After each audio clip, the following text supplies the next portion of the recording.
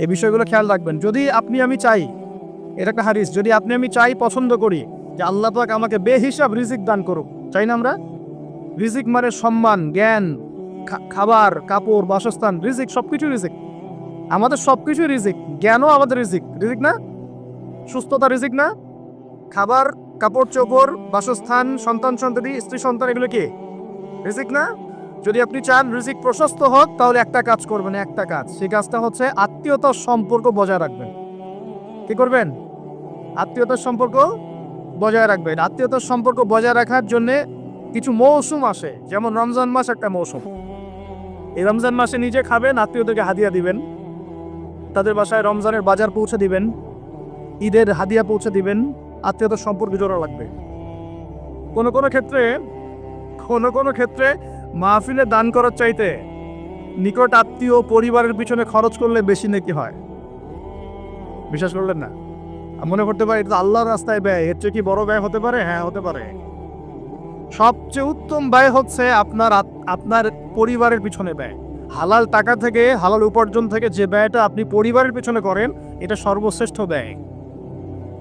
আর আত্মীয়দেরকে দান খয়রাত করলে বা তাদেরকে হাদিয়া দিলে দুইটা বেনিফিট। একটা হলো দানের তো নেকি পাবেনই আপনি, আবার আত্মীয়তার সম্পর্ক রক্ষার নেকি পাবেন। যখন আল্লাহ পাক সমস্ত সৃষ্টি করলেন মহাবিশ্বের, আর বিশ্বাস করেন প্রত্যেকটা সৃষ্টির কিন্তু প্রাণ আছে, বিশ্বাস করেন না? আকাশেরও জীবন আছে, এই মাটিরও জীবন আছে, পাহাড়ের জীবন আছে, সমুদ্রের জীবন আছে, সবকিছুর জীবন আছে। ওই সায়েন্স আমাদেরকে যেটা শেখায়, এটা জীব, এটা জড়, এই সংজ্ঞা ঠিক না, এই সংজ্ঞা ঠিক না। তখন আল্লাহ পাক বলছেন যে শোনো, তোমার ব্যাপারে আমার ফয়সালা এবং ওয়াদা হচ্ছে যে তোমাকে টিকিয়ে রাখবে, আমি তার ব্যাপারে খুব রহম হব, দয়ালু হব ইনশাআল্লাহ। আর যে তোমাকে নষ্ট করে ফেলবে, তার সাথে আমি সম্পর্ক নষ্ট করে ফেলবো। আত্মীয়তার সম্পর্ক খুব ইম্পর্টেন্ট। তো রিজিক যদি প্রশস্ত হতে চান, তাহলে অবশ্যই আত্মীয়তার সম্পর্ক বজায় রাখবে। ঠিক আছে? আল্লাহ তৌফিক দান করুন, আমিন। আর শেষ জামানে তো ভাই বাবা ছেলের সাথে দূরত্ব, মা ছেলের সাথে দূরত্ব, ভাই ভাইকে দেখতে পারে না। আমরা তো সালামও দিই এখন হিসেব করে, দল দেখে সালাম দেই, হ্যাঁ, মানুষ দেখে সালাম দেই। এবং আমার তরিকার কিনা, আমার দলের কিনা, আমার মাযহাবের কিনা, আমার সংগঠনের কিনা, এগুলো দেখে দেখে সালাম দেয়, তাই না? প্রিয় ভাইয়েরা, এটাও কিয়ামতের লক্ষণ। বিশ্বাস করলেন না? আখিরুজ্জামানে হাদিসের মধ্যে স্পষ্ট আসছে, কিয়ামতের আগে আগে সালাম মানুষ বেছে বেছে দেওয়া শুরু করবে। কি বলা নাই, সবই বলা আছে। কিয়ামতের আগে আগে মানুষ সালাম বেছে বেছে দেওয়া শুরু করবে। আর মসজিদগুলো হবে চাকচিক্যময়, হেদায়েত উঠে যাবে। মসজিদের মধ্যে শোরগোল বেড়ে যাবে, হট্টগোল বেড়ে যাবে। হচ্ছে না এগুলা? এমনও কঠিন হাদিস আছে যে মানুষ নামাজ পড়বে, কিন্তু মুসল্লিদের মধ্যে একজন প্রকৃত মুমিন খুঁজে পাওয়া যাবে না। বলি নাউজুবিল্লাহ।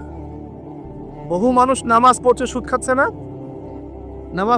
নামাজ থেকে বের হয়ে আবার নামাজ পড়েও গার্লফ্রেন্ডের সাথে সম্পর্ক রাখছে না? নামাজ তো সমস্ত পাপ থেকে মানুষকে দূরে রাখার কথা। যখন নামাজ পড়েও আমরা কবিরা গুনাহ করছি, মানে নামাজ তো কবুল হচ্ছে না, হয়তোবা নামাজ সেরকম হচ্ছে না যেমনটা হওয়া উচিত ছিল। অতএব এই হাদিসটাও ঠিক আছে যে নামাজ পড়বে মানুষ, কিন্তু প্রকৃত মুমিন ব্যক্তি খুঁজে পাওয়া যাবে না। এটা ঠিক আছে হাদিস। এখন আসুন, একটা ব্যাখ্যা হতে পারে দাসী মনিবকে জন্ম দেওয়ার, যে পিতা মাতার সাথে দাস দাসীর মতো আচরণ করা হবে। আরেকটা ব্যাখ্যা কি হতে পারে? আরেকটা ব্যাখ্যা হচ্ছে সত্যি সত্যি দাসী মনিবকে জন্ম দিতে পারে। কিভাবে? এটা এই বিশ্ব না আসলে আমরা ব্যাখ্যা করতে পারতাম না। কিরকম করে জানেন? মনে করেন সিঙ্গাপুর একটা কান্ট্রি। কি কান্ট্রির নাম? সিঙ্গাপুর। ওখানে মেয়েরা খুব first lane of life lead করে। ওদের সন্তান নেয়ার সময় নাই, সন্তান জন্ম দেওয়ার ফুরসত নাই। সন্তান জন্ম দিব, বিয়ে শাদী করবো, একদম অনেক ঝামেলার কাজ। কেরিয়ার আছে সামনে, না? কেরিয়ার, নিজের পায়ে দাঁড়াতে হবে, চাকরি বাকরি, অনেক কাজ। তখন তারা কি করে? দরিদ্র কান্ট্রি থেকে কিছু মেয়েদেরকে হায়ার করে। দরিদ্র কান্ট্রি ধরেন শ্রীলঙ্কা, ইন্দোনেশিয়া, হ্যাঁ, বা সাউথ এশিয়ান কিছু কিছু কান্ট্রি থাকতে পারে। দরিদ্র কান্ট্রি থেকে মেয়েদেরকে হায়ার করে নিয়ে ওই মেয়ের গর্ভাশয়, যেটা আমরা বলি গর্ভাশয়, এখানে ওই পুরুষের শুক্রাণুকে ইনজেক্ট করে প্রযুক্তির মাধ্যমে শুক্রাণু ডিম্বাণু মিলন ঘটানোর পর এই মেয়ের ভিতরে বাচ্চা আস্তে আস্তে বয়স, খুব ভালো মন্দ খাওয়ানো হয় এই মেয়েটা যে গর্ভধারণ করছে, একে খুব ভালো মন্দ খাওয়ানো হয়, ফ্রেশ খাওয়ার, ফ্রেশ পানি। 9 মাস পর বাচ্চাকে যখন সে খালাস করে, তখন এই বাচ্চাকে তারা নিয়ে নেয় বিনিময়ে এই মেয়েটাকে পারিশ্রমিক দেওয়া হয়, ডলার, $10,000, $20,000 দিয়ে ওকে খালাস, চলে গেল। এখন এই যে সন্তানটা জন্ম হলো, এই সন্তানটা হচ্ছে মনিবের, আর এই যে দাসী তার মনিবকে জন্ম দিয়ে চলে গেল। দেখলেন বাস্তবতা এটা এসেছে, এটা বাস্তবে এসেছে। এরকম কিছু কিছু কান্ট্রিতে এই সিস্টেমে বাচ্চা নেওয়া হয়। এখন শুনলে অবাক হয়ে যাবেন, আমাদের মাথায় তো নাই এগুলো, অবাক তো হবেনি, যেটা আমাদের কাছে অস্বাভাবিক, অবাক হবেন না? এভাবে দাসী মনিবকে জন্ম দিচ্ছে এই যুগে। আরেকটা ব্যাখ্যা, এটা আমার কাছে সবচেয়ে প্রিয় ব্যাখ্যা আর কি, সেটা হলো দাসী মনিবকে জন্ম দেওয়ার ব্যাখ্যা এক্সটেন্ড ওলামায়ে কেরাম করেছেন যে সে জামানায় গিয়ে সমাজে ন্যায় অন্যায়, সত্য মিথ্যা, হালাল হারাম, এই যে মানদণ্ডটা আছে এটা উল্টে যাবে আর কি। বুঝতে পারছেন না মনে হয়? ন্যায় হবে অন্যায়, অন্যায় হবে ন্যায়, হালাল হয়ে যাবে হারাম, হারাম হয়ে যাবে হালাল, সত্য হয়ে যাবে মিথ্যা, মিথ্যা হবে সত্য। এগুলো হচ্ছে কি না? সবচেয়ে মিথ্যাবাদী ব্যক্তিকে সমাজে মানুষ বলছে সত্যবাদী ব্যক্তি, সবচেয়ে যে করাপ্টেড মানুষ তাকে বলা হচ্ছে আমানতদার ব্যক্তি, যার চরিত্র সবচেয়ে খারাপ বলা হচ্ছে একদম পবিত্র চরিত্র। হ্যাঁ, একজন বেনামাজি মানুষ, কোনোদিন মসজিদের ধার কাছেও আসে না, তাকে বলা হচ্ছে খুব উন্নত চরিত্রের মানুষ, খুব ভালো মানুষ। আর যারা সত্যিকারের সৎ, মুত্তাকি, পরহেজগার, তাদেরকে পদে পদে বাধা পেতে হচ্ছে এখন, হচ্ছে না? মানুষ হালালকে হারাম করে নিচ্ছে, তো এখন যেগুলো হালাল ছিল সেগুলোকে মানুষ আস্তে আস্তে হারাম করছে, আর হারামগুলোকে আবার হালাল করে নিচ্ছে, কিছু কি না? থেকে বের হওয়া খুব কঠিন, এখন বের হওয়া খুব কঠিন। আল্লাহ পাক আমাদের জন্য সহজ করুন, দোয়া করে।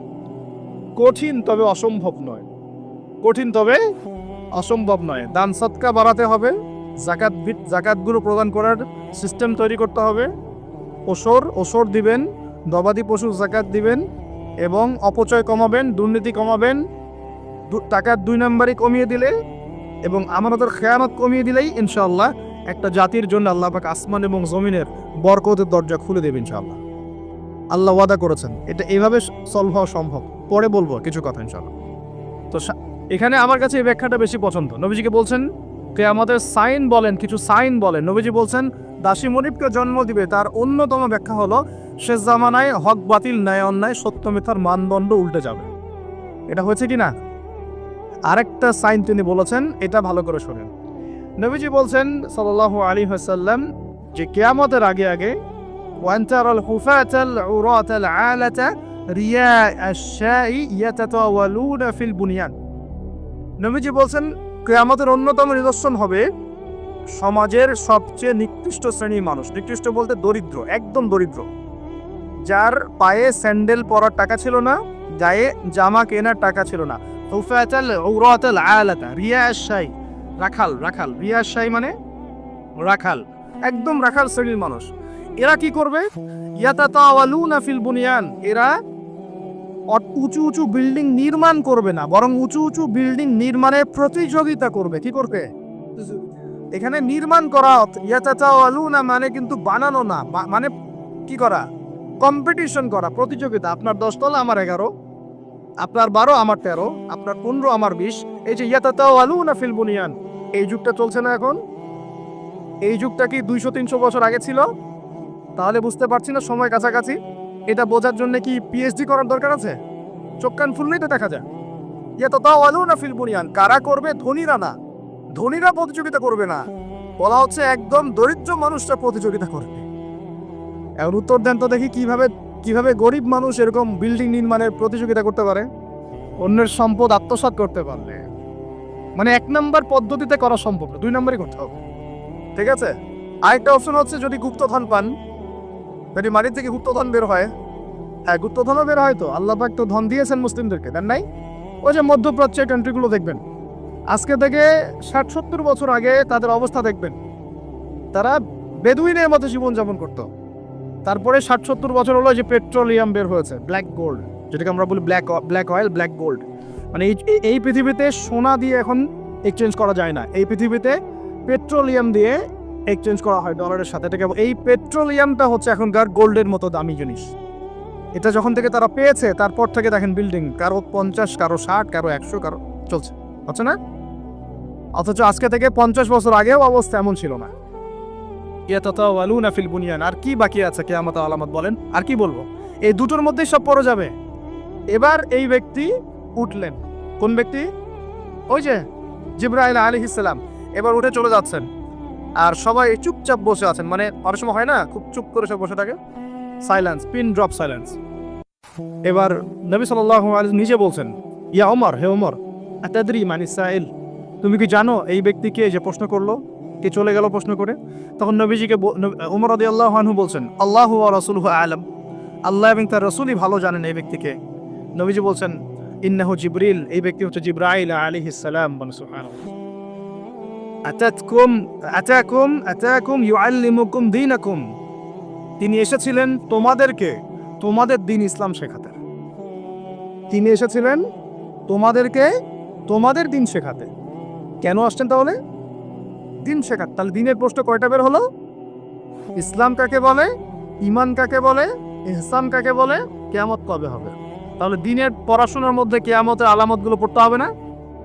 এটা 25% হলো না? নবীজি বলে দিলেন আমি তো জানি না কবে কিয়ামত হবে, আবার প্রশ্ন করলেন তাহলে আলামত বলেন। কেন? কারণ সচেতনতা। এখান থেকে আমাদের টপিক কোনটা? এই যে মুমিন পেয়েছেন, মুমিনের সংজ্ঞা কয়টা পিলারে বিশ্বাস করতে হবে? পিলারগুলো বলেন। আল্লাহ বিশ্বাস 1, 2 নম্বর ফেরেশতা মণ্ডলীতে বিশ্বাস, 3 নম্বর আসমানি কিতাব সমূহে বিশ্বাস, 4 নম্বর নবী রাসূলগণে বিশ্বাস, 5 পরকালের জীবনে বিশ্বাস, আর 6 তাকদীর ভাগ্যের ভালো মন্দ বিশ্বাস। এই 6টা কি গায়েব কি না? এখন একটু বোঝেন, আমরা ইমানদার হতে হলে এই 6টা বিষয় বিশ্বাস করতেই হবে, না হলে কেউ মুমিন হতে পারবে না। আর এই 6টা বিষয় কি চোখে দেখা যায়, স্পর্শ করা যায়, পরীক্ষাগারে পরীক্ষা করা যায়, কোনো যুক্তি বিজ্ঞান দর্শন দিয়ে কোনো সিদ্ধান্তে আসা যায়? যায় না। আমরা এগুলো বিশ্বাস করি আল্লাহর ওহীর জ্ঞানের আলোকে। কিসের আলোকে? আল্লাহ পাক বলেছেন, রাসূল বলেছেন, বাস বিশ্বাস করি। এখানে আমরা কোনো যুক্তি বিজ্ঞান দর্শনের ধারি না, দাঁড়িয়ে তাদের জ্ঞানতাত্ত্বিক একটা সংজ্ঞা আছে, দর্শন আছে। কি সেটা? তারা পরীক্ষা নিরীক্ষা, যুক্তি বিজ্ঞান দর্শন এর বাইরে কোনো কিছুকেই তারা সিদ্ধান্ত হিসেবে গ্রহণ করবে না, জ্ঞান হিসেবে গ্রহণ করবেন না। তারা পানিকে বিশ্বাস করে, পরীক্ষা করে দেখবে যে হাইড্রোজেন অক্সিজেন মিলে পানি হয়, এটা বিশ্বাস করবে। ঠিক আছে? তারা কঠিন তরল বায়বীয় পদার্থে বিশ্বাস করে, তারা চাঁদে বিশ্বাস করে, তারা মঙ্গল গ্রহে বিশ্বাস করে, ইত্যাদি ইত্যাদি। কিন্তু তারা এই চাঁদ, মঙ্গল গ্রহ, মহাবিশ্বের স্রষ্টাকে বিশ্বাস করে না, কারণ তাকে দেখা যায় না। আমি কি বোঝাতে পারছি পার্থক্য কোন জায়গায়? তারা এটা বিশ্বাস করে যে হ্যাঁ, বিগ ব্যাং, মহাজুম করে একটা বিস্ফোরণ হলো আর মহাবিশ্ব সৃষ্টি হয়ে গেল, এটা ওরা বিশ্বাস করে। এই বিস্ফোরণ যে আল্লাহ পাক ঘটিয়েছেন এটাতে বিশ্বাস করবে না।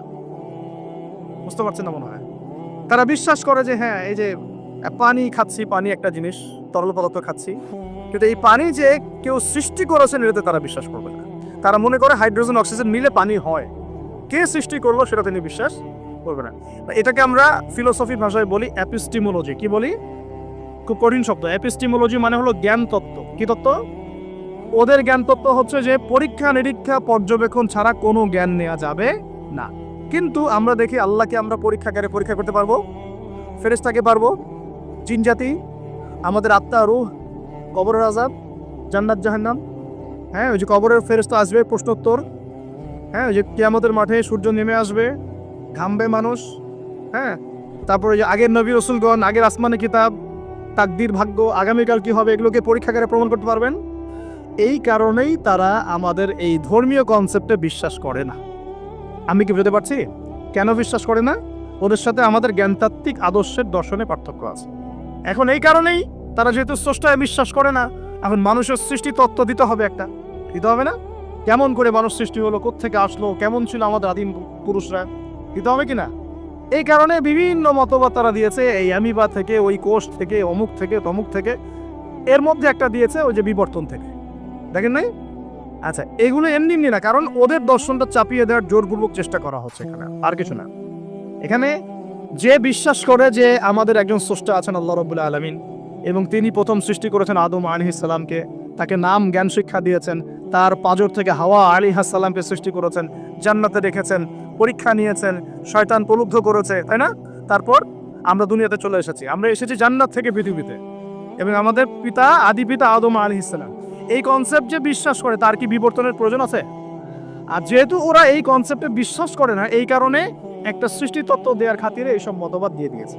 বিশ্বাস করে করুক, একজন মুসলিম তো করে না, করে মুসলিম সমাজের মানুষ কি করে? তাহলে মুসলিম সমাজের মানুষকে এগুলো পড়াতে হবে কেন? এই জায়গাটাই তো সমস্যা। আমরা কি চাপিয়ে দিচ্ছি কোনো কিছু, যে আপনার ঘাট ধরে ইসলাম কবুল করো, এরকম কথা কেউ বলে? আমরা কি করি? আমরা কোরআন সুন্নাহ থেকে সত্যটা স্পষ্ট করি। যার ইচ্ছা হয় সে ইসলাম কবুল করবে, যার ইচ্ছা হয় সে করবে না। লেখুন দিনুকুম ওয়ালিয়া দিন, তোমার দিন তোমার জন্য, আমাদের দিন আমার জন্য। তোমরা যদি কোরআন সুন্নাহ মেনে নাও, আত্মসমর্পণ করো, ইনশাআল্লাহ তোমরা জান্নাতে যাবে, ইনশাআল্লাহ তোমরা আমাদের ভাই হয়ে যাবে। যদি না করো, তোমাদের কবর তোমাদের, তোমাদের তোমাদের পরকাল তোমাদের, এগুলোর সাথে আমাদের কোনো সম্পর্ক আছে? তো জোর করে মুসলিমরা কখনো চাপিয়ে দেয় না, কিন্তু মুসলিমদের উপরে এখন জোর করে এগুলো চাপিয়ে দেওয়া হচ্ছে। এগুলোতে বিশ্বাস করলে কিন্তু ঈমান থাকবে না। থাকবে? কেউ যদি বিশ্বাস করে আল্লাহ মানুষ থেকে মানুষ সৃষ্টি করেন নাই, অন্য কোনো প্রাণী থেকে করেছেন, তাহলে ঈমান থাকবে? কোরআনে শত শত আয়াত আছে, ওয়াল্লামা আদামাল আসমাআ কুল্লাহা, আমি আদমকে সমস্ত নাম শিক্ষা দিয়েছি। ওয়াইয ক্বালা রাব্বুকা লিল মালায়েকা ইন্নী জাঈলুন ফিল আরদি খলিফা, আমি, স্মরণ করো হে নবী সে সময়ের কথা, আমি ফেরেশতাদেরকে বললাম যে আমি পৃথিবীতে আমার খলিফা পাঠাবো। আমরা হচ্ছে এই দুনিয়া আল্লাহর খলিফা, সুবহানাল্লাহ। আমরা হচ্ছে এই দুনিয়াতে কার খলিফা? আল্লাহর খলিফা। আমরা এই দুনিয়ার অধিবাসী নই, আমরা জান্নাত থেকে এখানে এসেছি। আমরা জান্নাতে ছিলাম, কেন চলে আসলাম? শয়তান ওই যে আমাদেরকে প্রলুব্ধ করেছিল। সূরা তাহা পড়বেন, আল্লাহ পাক ওখানে বলেছেন, শয়তান কি আদম আলাইহিস সালামকে বলছিল, ইয়া আদম, হে আদম, আল আদুল্লুকা, আমি কি তোমাকে বলে দিব, জানাবো কি, আলা শাজারাতিল খুলদি ওয়া মুলকিন লা ইয়াবলা, এমন গাছের কথা বলবো যার কাছে গেলে বা যার ফল খেলে তুমি রাজত্ব পাবে, চিরস্থায়ী রাজত্ব পাবে এবং কোনোদিন মরবে না। এই দুটো টোপ দিয়েছে, রাজত্ব পাবে, অমরত্ব পাবে। এক পর্যায়ে ওয়াসওয়াসা দিতে দিতে দিতে দিতে একদিন আমাদের পিতা সেখানে চলে গেলেন। ফাকালা মিনহা, সেখান থেকে তারা দুজন খেয়ে ফেললো। কোথা থেকে খেলো? ওই গাছের কাছ থেকে তারা খেয়ে ফেললো। ফাবাদাত লাহুমা সাওআতুহুমা, এবং তাদের গায়ের যে জামা ছিল জান্নাতের পোশাক, এটা ধাপাস করে খুলে পড়ে গেল। নাউযুবিল্লাহ। জান্নাতে সবার সামনে আমাদের পিতামাতাকে কে নগ্ন করে দিল? শয়তান। তাহলে এখন দুনিয়ায় যারা আমাদেরকে নগ্ন করতে চায়, এরা কার অনুসারী বলেন? বুঝতে পারছেন না? একই মিশন না? একই মিশন। আচ্ছা, এরপর আল্লাহ পাক বললেন তোমরা আর এখানে থাকতে পারবে না। আলাম আকুল লাকুমা ইন্নাশ শাইতানা লাকুমা আদুউম মুবিন, আমি কি তোমাদের দুজনকে বলি নাই, আদম হাওয়া, যে শয়তান হচ্ছে তোমাদের প্রকাশ্য শত্রু? তখন তারা বললেন রব্বানা যালামনা আনফুসানা, বলেন রব্বানা যালামনা আনফুসানা ওয়া ইল্লাম তাগফির লানা ওয়া তারহামনা লানাকুনান্না মিনাল খাসিরিন। এই দোয়া করলেন, আল্লাহ মাফ করে দিলেন, আলহামদুলিল্লাহ। কিন্তু দুনিয়া আর জান্নাতে থাকা হলো না। কুল নাহবিতু মিনহা জামিআ, আল্লাহ বলছেন আমি বললাম তোমরা সবাই নেমে যাও। কোথায় নেমে যাও? পৃথিবীতে নেমে যাও। তার মানে পৃথিবী আগে ছিল না পরে সৃষ্টি করা হয়েছে? পৃথিবী আগেই ছিল। পৃথিবী কি আগে থেকেই ছিল? কুল নাহবিতু মিনহা জামিআ ফাইম্মা ইয়াতিয়ান্নাকুম মিন্নি হুদান, তোমরা নেমে যাও পৃথিবীতে একসাথে, আর তোমাদের কাছে আমার পক্ষ থেকে প্রত্যেক যুগে যুগে হেদায়েত আসবে। কি আসবে? এই যে তাওরাত হেদায়েত ছিল না? তাওরাত, জাবুর, ইনজিল সব হেদায়েত ছিল। ঠিক ওই সিলসিলাতেই এসেছে কি? আল কোরআন। ফামান তাবিআ হুদায়া, যারা আমার হেদায়েত মেনে নিবে, ফালা খাউফুন আলাইহিম ওয়ালা হুম ইয়াহজানুন, তাদের কোনো ভয় নাই, কোনো দুশ্চিন্তা নাই। যে জান্নাত থেকে এসেছো ওখানে ফিরে যাবে ইনশাআল্লাহ তাআলা। আমরা এসেছি পৃথিবীতে জান্নাত থেকে, এখানে পরীক্ষা দিচ্ছি, উদ্দেশ্য আবার সেই জান্নাতেই ফিরে যাওয়া। আমরা এখানে থাকতে আসি নাই তো, থাকতে আসছি। আমরা এখানে আসছি জান্নাত থেকে, ফিরে যাব কোথায়? ইনশাআল্লাহ জান্নাতে, ইনশাআল্লাহ জান্নাতে। আর জান্নাতীদের 120 কাতার হবে। কত কাতার? 120 কাতার। তার মধ্যে 80 কাতার হবে উম্মতে মুহাম্মাদি, বলেন সুবহানাল্লাহ। আর এই উম্মতে মুহাম্মাদির মধ্যে আরো 70,000 স্পেশাল মানুষ আছে। কত হাজার? যারা বিনা হিসেবে, বিনা আযাবে ডাইরেক্ট জান্নাতে যাবে ইনশাআল্লাহ। তবে অন্য একটা হাদিসে আসছে যে প্রত্যেক হাজারের সাথে আরো 70,000। তবে শর্ত কঠিন। কিরকম শর্ত? সাহাবীরা বসে ডিসকাস করছেন কে হতে পারে তারা। কেউ বলছেন তারা হয়তো প্রথম দিকের মুসলিমরা হবেন, কেউ বলছেন তারা হয়তো মুজাহিদরা হবেন, কেউ বলছেন তারা বদর যুদ্ধের সাহাবীরা হবে, ইত্যাদি। তখন নবী সাল্লাল্লাহু আলাইহি ওয়াসাল্লাম আবার চলে আসলেন, ব্যাক করলেন। ব্যাক করে বলছেন তোমরা কি এই বিষয়ে কি বিষয়ে কথা বলছিলে? তখন সাহাবীরা বললেন আমরা তো ডিসকাস করছিলাম যে কারা হতে পারে সেই 70,000। নবীজি বললেন শোনো, ওই 70,000 মানুষ, এক নাম্বার, ওই 70,000 মানুষ পাখি উড়িয়ে ভাগ্য গণনা করে না। প্রথম কাজটা কি? মানে তারা ইসলাম এত কঠিনভাবে পালন করে যে পাখি উড়িয়ে ভাগ্য গণনা বা হাত দেখা রাশিফল এরকম শিরিকের ধার কাছেও নাই তারা, শিরিকের ধার কাছেও নাই। 2 নাম্বার, তারা আগুনের শেখা বা উল্কি দিয়ে, এই ট্যাটু আছে না, ট্যাটু উল্কি আঁকে আগুন দিয়ে, এই ধরনের ট্যাটু উল্কি তারা আগে না শরীরের মধ্যে। এইসব কুলক্ষণে সুলক্ষণে তারা বিশ্বাস করে না। 3 নাম্বার, তারা অবৈধ ঝাড়ফুঁক করে না, অবৈধ ঝাড়ফুঁক করে না। বৈধ ঝাড়ফুঁক করা যাবে, সূরা ফাতিহা পড়ে ঝাড়ফুঁক করা যাবে, সূরা ফালাক নাস ক্লাস পড়ে পড়া যাবে, আয়াতুল কুরসি পড়ে পড়া যাবে, কোরআন হাদিস দিয়ে ঝাড়ফুঁক করা যাবে। কিন্তু অবৈধ কিছু ঝাড়ফুঁক আছে না, তান্ত্রিক কবিরাজদের কাছে মানুষ করে, এগুলো করা যাবে না। আর 4 নাম্বার হচ্ছে তারা সর্বাবস্থায় এক আল্লাহর উপরে তাওয়াক্কুল করে, ভরসা করে, আল্লাহর প্রতি তাওয়াক্কুল করে। এরা হচ্ছে সেই 70,000 মানুষের মতো থাকবে ইনশাআল্লাহ। এক সাহাবী দাঁড়িয়ে বললেন, ওয়াকাশা দাঁড়িয়ে বলছেন যে ইয়া রাসূলুল্লাহ, আমার জন্য দোয়া করেন, আমি যেন সেই 70,000-এর মধ্যে থাকতে পারি। নবীজি বললেন, হ্যাঁ তুমি 70,000-এর মধ্যে একজন, যাও। এরপর আরো 2জন সাহাবী দাঁড়িয়ে গেলেন, আমার জন্য দোয়া করেন। নবীজি বললেন, না, ওয়াকাশা অগ্রগামী হয়েছে, এবারে সবার জন্য দোয়া করতে থাকলে দরজা কি হতো, বন্ধ হয়ে যেত। তো এই দরজা খোলা আছে, এই যুগের মানুষও হতে পারে না। যে ব্যক্তি শিরক করে না, আল্লাহ ভরসা করে, কোন রকম কুলক্ষণে বিশ্বাস করে না, ইসলাম পরিপূর্ণরূপে পালন করে, ইনশাআল্লাহ তাআলা আল্লাহ চাইলে তাদেরকে আল্লাহ পাক 70,000-এর মধ্যে আশ্রয় দিবেন, অংশ দিবেন ইনশাআল্লাহ তাআলা। তো আমরা বলছিলাম যে আমরা কোত্থেকে আসছি ভাই, জান্নাত থেকে। কোথায় যাব ইনশাআল্লাহ। এর মাঝখানে শয়তানের পথ রয়েছে কিছু, শয়তানের ফিতনা। কি ফিতনা? শয়তান চায়, শয়তান কিন্তু ওয়াদা করে আসছে, চ্যালেঞ্জ করে আসছে আল্লাহর কাছে। কি করছে? চ্যালেঞ্জ। শয়তান কি চ্যালেঞ্জ করছে জানেন? শয়তান চ্যালেঞ্জ করছে যে রব্বি, শয়তান বলছে রব্বি মানে হে আমার রব। শয়তান কিন্তু আস্তিক, শয়তান কিন্তু আল্লাহকে বিশ্বাস করে। সে বলছে রব্বি, হে আমার রব, আনজিরনি, আমাকে অবকাশ দিন, ইলা ইয়াউমি ইউবআসুন, কিয়ামত দিবস পর্যন্ত অবকাশ দিন। আল্লাহ বলছেন ফাইন্নাকা মিনাল মুনজারিন, যাও, তোমাকে অবকাশ দেওয়া হলো। কিয়ামত পর্যন্ত সময় আল্লাহর কাছে এমন বড় কিছু নয়, খুব সামান্য। এবার সে বলছে রব্বি ফাবিমা আগওয়াইতানি, হে আল্লাহ, যে আদমের জন্য আজকে আমাকে জান্নাত থেকে বের করে দেয়া হলো সিজদা না করার কারণে, লাকুদান্না লাহুম সিরাতাকাল মুস্তাকিম, ওই আদমকে জাহান্নামে নেয়ার জন্য আমি সরল পথে ওত পেতে বসে থাকবো। বসে থাকে না শয়তান? সুম্মা লাআতিয়ান্না মিন বাইনি আইদিহিম, খুব ভালো করে জায়গাটা বোঝেন প্রিয় ভাইরা। শয়তান চ্যালেঞ্জ করে বলছে সুম্মা, এর পরে আমি আসব আদম সন্তানের সামন থেকে। কোত্থেকে? এই সামন থেকে মানে অর্থ হচ্ছে দুনিয়া, মানে আপনাকে দুনিয়ার সমস্ত ফিতনা এসে পরুদ্ধ করে রাখবে। কারণ দুনিয়া চোখের সামনে দেখা যায় না, দেখা যায় দুনিয়ার অভাবের ধোঁকা দিবে, বেকারত্বের ধোঁকা দিবে, হতাশা, এইটা সেইটা, স্বামী স্ত্রীর ফিতনা, পরিবারের ফিতনা, সামাজিক ফিতনা, আপনাকে দুনিয়ার এই ফিতনা এসে ব্যস্ত রাখবে, রাখে না? এটা হচ্ছে সামন থেকে আসা। ওয়ামিন খলফিহিম, পিছন থেকে আসবো। পিছন থেকে মানে আপনাকে পরকাল সম্পর্কে হতাশ করে দিবে, এবং পরকাল সম্পর্কে আপনাকে কুধারণা সৃষ্টি করবে, এবং পরকাল সম্পর্কে আপনার মধ্যে একটা গাফিলতি সৃষ্টি করে দিবে যে পরকাল না, পরে দেখা যাবে। পিছনে কি আছে? পরকাল না? পিছনটা পরকাল। তো পরকাল আসবে যখন, তখন দেখা যাবে। হ্যাঁ, বৃদ্ধ হলে তখন তওবা করে নিব, এখনো কি তাড়াহুড়ার কি আছে, পরে দেখা যাবে শেষ বয়সে। এরকম করে আপনাকে ভুলিয়ে ভালিয়ে রাখবো পিছন থেকে। আবার হতাশ করে দিবে, আমার পরকালে আমার জান্নাত হবে না, আমি তো এত আমল করতে পারি নাই, হ্যাঁ, আমার কি হবে, আমার আত্মহত্যা ছাড়া কোনো পথ নাই, এভাবে হতাশ করে ফেলবে আপনাকে পিছন থেকে। সুম্মা লাআতিয়ান্না মিন বাইনি আইদিহিম ওয়া মিন খালফিহিম, সামন থেকে আসবো, পিছন থেকে আসবো, ওয়া আন আইমানিহিম, ডান দিক থেকে আসবো। ডান দিক মানে কি?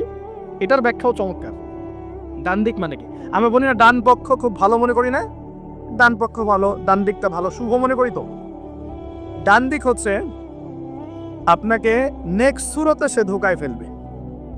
ডান দিক মানে কি? নেক্সট সুরতে ধোকায় ফেলবে। মনে করি ডান দিক মানে ভালো, মানে আপনি নামাজ পড়ছেন কিন্তু নামাজের মধ্যে শিরক ঢুকাই দিবে, মানুষ দেখতেছে ভালো করে নামাজ পড়ি, নামাজ জাকাত দিচ্ছেন, দান সৎকার করছেন, মনের মধ্যে রিয়া ঢুকাই দিবে, ভালো কাজই তো করছে, ঠিক আছে? মানে হ্যাঁ, এটাও ঠিক। ওই যে হালাল প্রেমের দিকে উদ্বুদ্ধ করার চেষ্টা করবে, ডান নেক্সট সুরতে ধোকা, নেক্সট সুরতে। হ্যাঁ, নেক্সট মানে আলেম হয়েছে মানুষ, সবাই একদম বড় বক্তা আলেম সব বলছে, মনের মধ্যে অহংকার, নেক্সট সুরতে ধোকা, ঠিক আছে? বা মনে হচ্ছে যে এক ভাইয়ের গীবত তহমত সমালোচনা করাকে সে দিনের পথে সংগ্রাম মনে করছে, নেক্সট সুরতে ধোকা। হ্যাঁ, এক ভাইয়ের সমালোচনা করা, গীবত করা, তার চরিত্র উদ্ধার করে ফেলা, এটাকে সে মনে করছে যে দিনের জন্যই করছে, ঠিক আছে? নেক্সট সুরতে ধোকা। নেক্সট সুরতে ডান দিক থেকে মানে কি? নেক্সট সুরতে আপনাকে ধোকায় ফেলে দিবে। ফেলছে না? ফেলছে। কিন্তু এটা কিন্তু ডেঞ্জারাস। এটা কাদের জন্য? এটা আবেদ মানুষদের জন্যই, যারা আল্লাহকে মানে, রাসূলকে মানে, চেষ্টা করে দিনের পথে চলার জন্য। এদেরকে সে ডান দিক থেকে আসবে আর কি। মানে আমাদের ক্ষেত্রে আল্লাহ পাক হেফাজত করুন বলি আমিন। আর চতুর্থটা হলো ওয়ান শামাইলিহিম, ওদের বাম দিক থেকে আসবে। এটা কেমন? এটা হচ্ছে ফাসেক জালেম শ্রেণীর মানুষ যারা, তাদের সবকিছু উন্মুক্ত করে দিবে, এগুলোর পিছনে ছোট এক। তো এইভাবে চতুর্দিক থেকে শয়তান আসবে এবং বলবে, আল্লাহকে বলেছে ওয়ালা তাজিদু আকসারাহুম শাকিরিন, আল্লাহ আপনি বেশিরভাগ আদম সন্তানকেই শুকরগুজার পাবেন না। এটা কি বাস্তব না? এখন বেশিরভাগ মুসলিম নামাজ পড়ে না? পড়ে না। বেশিরভাগ মুসলিম যাকাত দেয় কি দেয় না? রমজান মাস আসছে দেখবেন বেশিরভাগই অনেকেই রোজা রাখবে না, আছে না? রমজান মাসে মানুষ বেপরদায় চলছে না? রোজা রেখেও মানুষ মাপে কম দিবে না। মানে বেশিরভাগ মানুষ কিন্তু সত্যি সত্যি আল্লাহর পথে নাই। এই পৃথিবীতে বেশিরভাগ মানুষ বলছে আল্লাহর সন্তান আছে, নাউজুবিল্লাহ।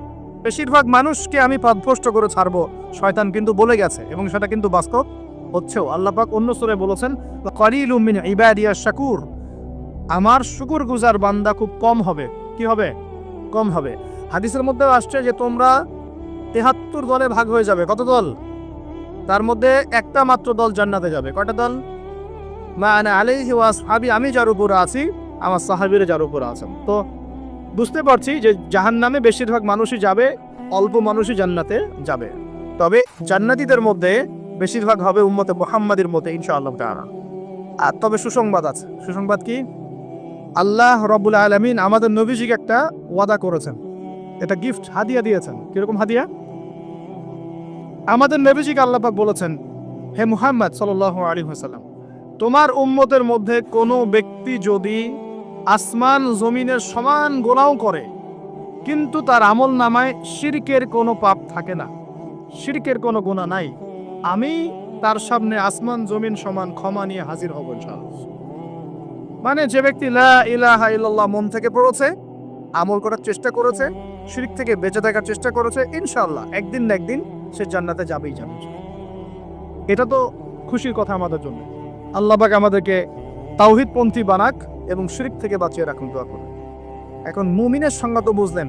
এই সমস্ত গায়েবে আমরা বিশ্বাস করি বলেই আমরা কি মুমিন। এই মুমিনদেরকে আল্লাহ পাক বলছেন ইত্তাকুল্লাহ, তোমরা আল্লাহকে ভয় করো। কি করো? আর মুমিন হলেই মুত্তাকি হওয়া যাচ্ছে না। মুমিনদেরকে আল্লাহ পাক বলছেন যে আল্লাহকে ভয় করো। আল্লাহকে ভয় করার মানে কি? এক কথায় আমি একটা অ্যান্সার দিচ্ছি। সূরা হাশরে চলে যান। কোন সূরা? সূরা হাশর। এই সূরার 7 নম্বর আয়াত। কত নম্বর? আল্লাহ পাক বলছেন ওয়ামা আতাকুমুর রাসূলু ফাখুযু, রাসূলুল্লাহ সাল্লাল্লাহু আলাইহি ওয়াসাল্লাম তোমাদেরকে যা যা দিয়েছেন সব গ্রহণ করে নাও। রাসূল যা যা দিয়েছেন গ্রহণ করে নাও। ওয়ামা নাহাকুম আনহু ফান্তাহু, রাসূল যা যা নিষেধ করেছেন ছেড়ে দাও। সোজা কথা, রাসূল যা যা নিষেধ করেছেন ছেড়ে দাও। এই একটা মূলনীতি মেনে চলতে পারলেই মানুষ মুত্তাকি হয়ে যাবে ইনশাআল্লাহ। এত বেশি কথা দরকার নাই। এই একটা মূলনীতি, রাসূল যা যা দিয়েছেন নিয়ে নাও, রাসূল যা থেকে নিষেধ করেছেন ছেড়ে দাও, ইনশাআল্লাহ তোমরা সফল হয়ে যাবে, মুত্তাকি হয়ে যাবে। রাসূল কি দিয়েছেন একটু গুছাই দিই আপনার। এই যে ঘুমাবো আমরা, আচ্ছা শুরু করি আপনার চেহারা। রাসূল কি আমাদেরকে ক্লিন শেভ চেহারা দিয়েছেন? হ্যাঁ, আজকে এক ভাই আমাকে টেক্সট করলো, কোথায় জানি বাংলাদেশের বাধ্যতামূলক করা হয়েছে একটা প্রতিষ্ঠানে ভর্তি হতে হলে ক্লিন শেভ করতে হবে। তো চিন্তা করেন কিভাবে ফোর্স করা হচ্ছে। এভাবে তো বলতে পারতেন যে যার ইচ্ছা হয় সে শেভ করবে, যার ইচ্ছা হয় সে দাঁড়িয়ে রাখবে। এটা চাপিয়ে দেওয়া হলো না? হলো? এটা চাপিয়ে দেওয়া হলো না? আমরা যদি বলি যার ইচ্ছা হয় সে শেভ করবে, যার ইচ্ছা হয় সে দাঁড়িয়ে রাখবে, এটা কি চাপিয়ে দেওয়া হলো? এটা কি দাঁড়িয়ে রাখা চাপিয়ে দিলাম? কিন্তু তারা বলছে দাড়ি শেভ না করলে ভর্তি হওয়া যাবে না। চাপিয়ে দিল না? ধ্বংস হোক এদের। কি হোক এদের? ধ্বংস হোক। আল্লাহ পাক ধ্বংস করুক এদেরকে। কারণ নবীর সুন্নতকে এভাবে জবাই করে দিকে ধ্বংস করুক আল্লাহ পাক। একটা মানুষ একা একা করে একটা জিনিস, একা একা সে করে, একা একা সে নিজের আমল মনে করে, তার কাছে মনে হয়, সে মনে করে হ্যাঁ এটা একটা গুনার কাজ করছি, এক সময় ছেড়ে দিব ইনশাআল্লাহ। মনে করেন এমন মানুষ, এদেরকে আল্লাহ পাক মাফ করে দিবেন ইনশাআল্লাহ। এই মানুষগুলোকে আল্লাহ মাফ করে দিবেন ইনশাআল্লাহ। আমি আল্লাহকে চিনি, আমার কাছে মনে হয় আমি আল্লাহকে চিনি। একজন মানুষ মনে করে একটা শেভ করতেছে, কিন্তু তার মনে হয় যে না আসলে শেভ করাটা খারাপ কাজ, এটা খারাপ কাজ, এটা আসলে আমি বাধ্য হয়ে করছি বা করতে হচ্ছে, ইনশাআল্লাহ আমি আর একটু বড় হলে ছেড়ে দিব। ইনশাআল্লাহ আল্লাহ চাইলে তাকে মাফ করে দিবেন ইনশাআল্লাহ। আর একজন এটাকে করতে বাধ্য করছে, না এটা করতেই হবে, রাখা যাবে না, শূন্য এটা কাটতে হবে, শেভ করতে হবে, এ মাপ পাবে না ইনশাআল্লাহ, ইল্লা মাশাআল্লাহ, ইল্লা মাশাআল্লাহ। তো চাপিয়ে দেওয়া খুব খারাপ জিনিস। কেন চাপিয়ে দিবেন আপনি? কেন চাপিয়ে দিবেন? আর একজন পুরুষের সৌন্দর্যই তো হচ্ছে দাড়ি। আমি তো আফসোস করি দাড়ি নাই চেহারায়, কত আফসোস করি মানুষ। আপনাদের দাড়ি দেখলে আমার হিংসা হয়, ঈর্ষা হয়। এটা ঈর্ষা, হিংসা না, এটা কি ঈর্ষা। গাল ভর্তি দাড়ি থাকবে, দেখে কত চমৎকার লাগে মাশাআল্লাহ। আমাদের নবী সাল্লাল্লাহু আলাইহি ওয়াসাল্লামের চেয়ে কোনো হ্যান্ডসাম পুরুষ আছে? ছিল কখনো? নবী সাল্লাল্লাহু আলাইহি ওয়াসাল্লামের দাড়িগুলো এত সুন্দর ছিল, দাড়ি দিয়ে খুশবু বের হতো সুবহানাল্লাহ। এমনিতেই দাড়িতে মেহেদি না দিয়েই দাড়ি একটু ব্রাউন রঙের দাড়ি ছিল, মেহেদি দেওয়া লাগতো না, এমনি ব্রাউন কালার দাড়ি। বুঝতে পারছেন না মনে হয়? অনেক টকটকা ফর্সা মানুষ ছিলেন তিনি। আমাদের একদম উপর লেভেল থেকে শুরু করে বাথরুমের টয়লেট পর্যন্ত, কোনো কোনো জায়গায় এমন টয়লেট দেখা যায় যে দাঁড়ায়ও পেশাব করার বুদ্ধি নেই। দেখেন নাই মনে হয়? একটা তো স্টেঞ্জা করতে হয় বা পায়ে ভর দিয়ে। কোন পায়ে? এখন এই যে ইংলিশ কমোডে আপনি বা পায়ে ভর দিয়ে কেমনে করবেন বলেন দেখি? কিভাবে সুযোগ আছে? আর পাবলিক টয়লেট যদি হয় তাহলে ওইটা পড়াতে বসলে কাপড় এগুলো পাক থাকবে? ওটাতে নামাজ হবে? চিন্তা করেন তো, এটা সূচিবায়ু হয় না?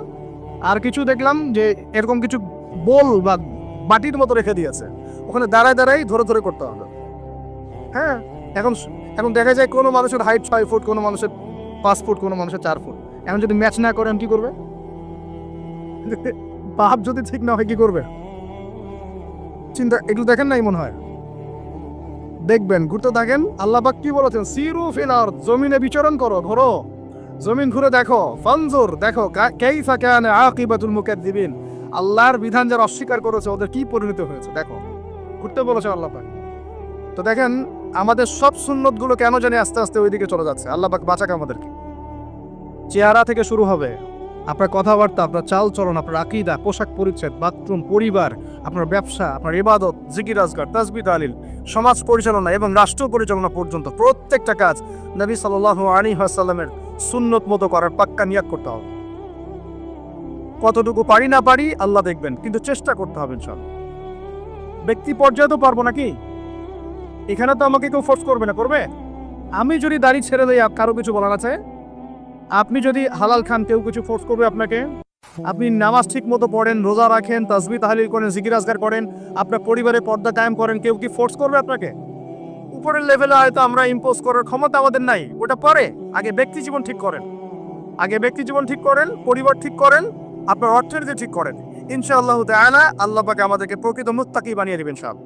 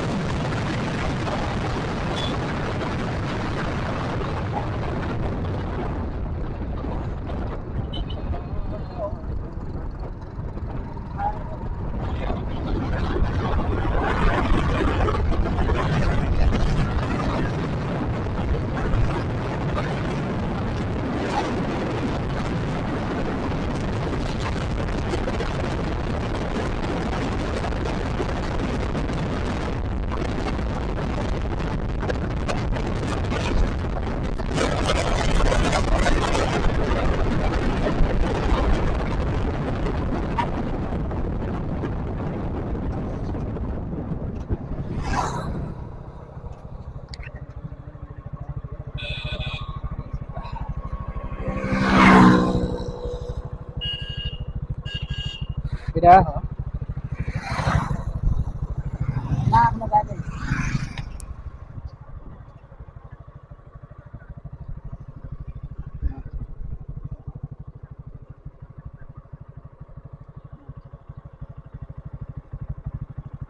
বাইরে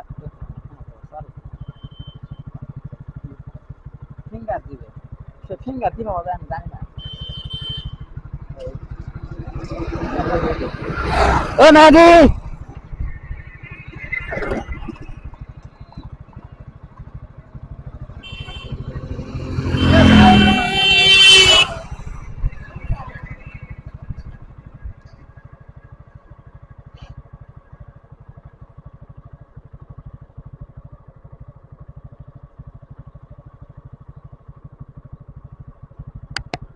সকালে হয় যাক সকালে